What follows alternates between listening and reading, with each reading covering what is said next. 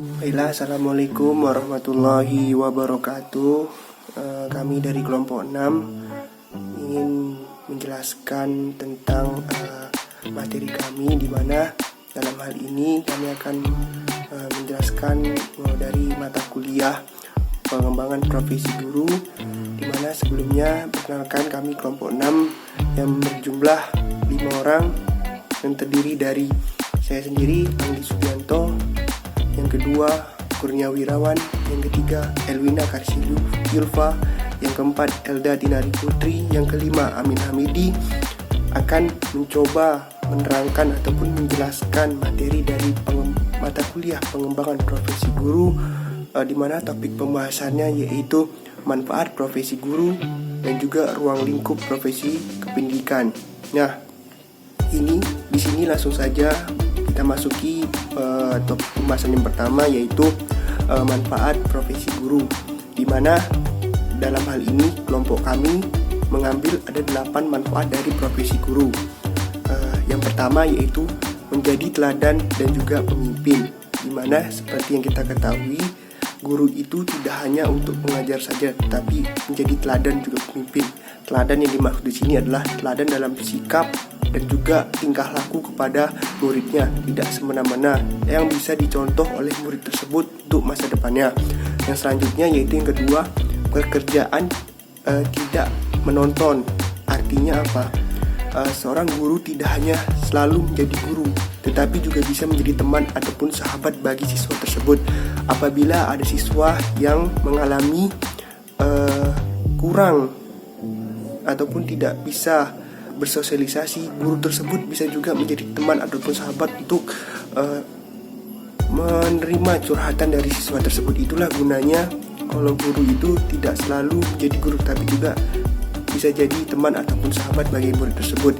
Yang ketiga yaitu dari manfaat profesi guru, yaitu punya peran penting untuk masa depan. Seperti yang kita ketahui, guru adalah salah satu jembatan bagi siswa ataupun bagi pelajar untuk meraih masa depannya, di mana guru yang sendiri adalah untuk mengajarkan siswa tersebut agar bisa menjadi orang yang berguna di masa depan. Itulah ataupun manfaat dari guru tersebut, punya peran penting untuk masa depan bagi muridnya.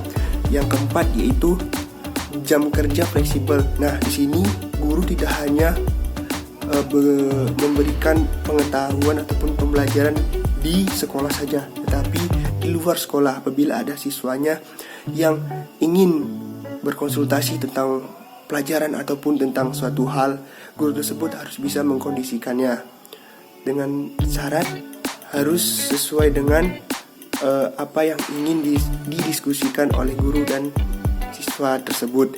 Nah, yang selanjutnya, manfaat selanjutnya akan dijelaskan oleh rekan saya Kurnia Wirawan, dan juga ruang lingkup profesi guru, ruang lingkup profesi kependidikan terdiri dari 3, yaitu ruang lingkup guru dalam melaksanakan profesinya, itu akan dijelaskan oleh Elwina Karsilu.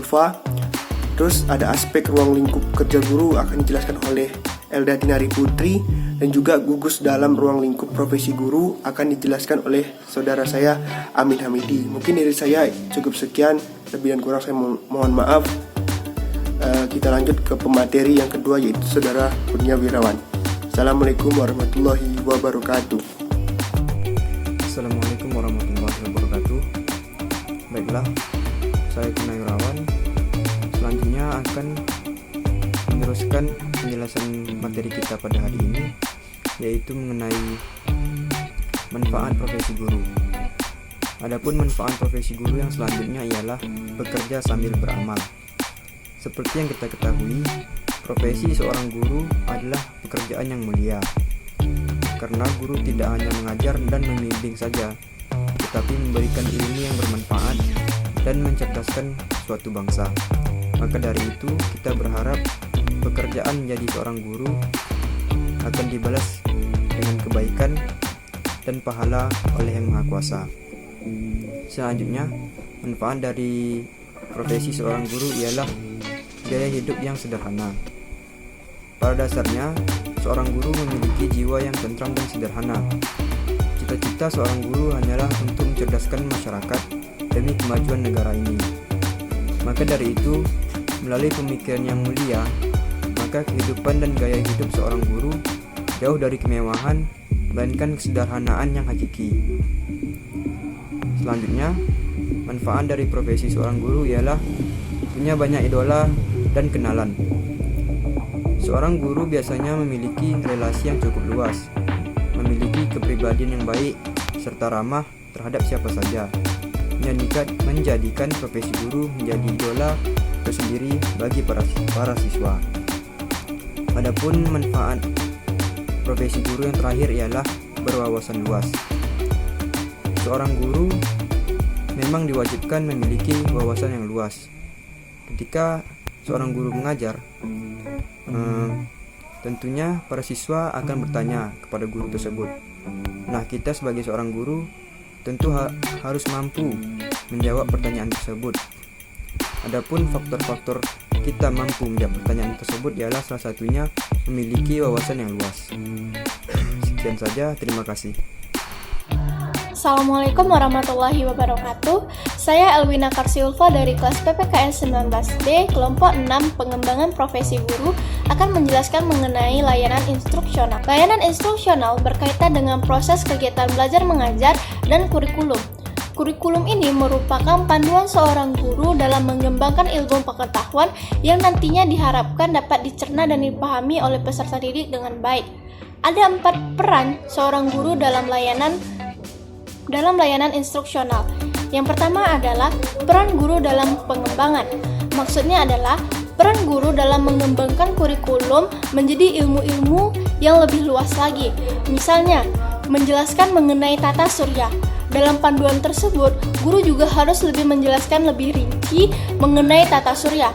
Seperti apa tata surya, apa-apa saja yang ada di dalam tata surya, dan bagaimana bentuk dan isinya.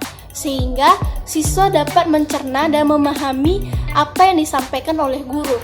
Yang kedua adalah peran guru dalam pelaksanaan pembelajaran dan manajemen kelas. Seorang guru juga harus memiliki kemampuan untuk mencairkan suasana dan membuat suasana kelas menjadi menyenangkan, sehingga siswa tidak terbebani dengan apa yang kita jelaskan tanpa kita tahu apa yang sebenarnya terjadi. Maksudnya adalah guru juga harus memiliki sifat yang friendly, ramah, penyayang, dan sangat dekat dengan siswanya. Sehingga apa yang kita sampaikan, apa yang kita lakukan akan mereka terima dengan senang hati. Misalnya, kita membuat games, membuat teka-teki, sehingga mereka akan semangat dalam menyerap ilmu-ilmu yang kita berikan kepada mereka. Dan yang ketiga adalah peran guru dalam evaluasi pembelajaran. Maksudnya adalah, setelah kegiatan belajar mengajar selesai, guru juga memiliki evaluasi atau kelebihan dan kekurangan dari apa yang mereka ajarkan, apa metode yang mereka lakukan kepada siswa, apakah itu baik atau buruk, apakah itu lebih bagus atau lebih buruk. Sehingga untuk kedepannya, guru lebih baik lagi dalam mengajar ilmu-ilmu yang diberikan kepada siswanya. Dan yang terakhir adalah peran guru dalam perkembangan siswa. Guru tidak hanya sebagai tenaga pendidik atau memberikan ilmu-ilmunya, tetapi guru juga sebagai suri tauladan, pembimbing, dan mendidik siswanya agar menjadi lebih baik. Guru juga harus memperhatikan perkembangan peserta didik, apa-apa saja yang dialaminya, dan apa yang terjadi selama proses belajar mengajar, sehingga kita lebih dekat dengan siswa itu sendiri. Nah, baiklah, hanya itu saja yang dapat saya sampaikan. Lebih dan kurangnya saya mohon maaf. Assalamualaikum warahmatullahi wabarakatuh. Assalamualaikum warahmatullahi wabarakatuh. Perkenalkan, saya Aldet Mari Putri sebagai penyaji dari kelompok 6 akan melanjutkan presentasi dari penyaji atau rekan saya sebelumnya. Nah, pada kali ini saya akan membahas tentang aspek ruang lingkup kerja guru. Nah, aspek ruang lingkup kerja guru ini terbagi menjadi 3 macam. Yang pertama adalah kemampuan profesional, di mana kemampuan profesional ini mencakup tentang penguasaan materi pembelajaran yang terdiri atas penguasaan bahan yang harus diajarkan tentang konsep dasar keilmuan dari bahan yang diajarkan.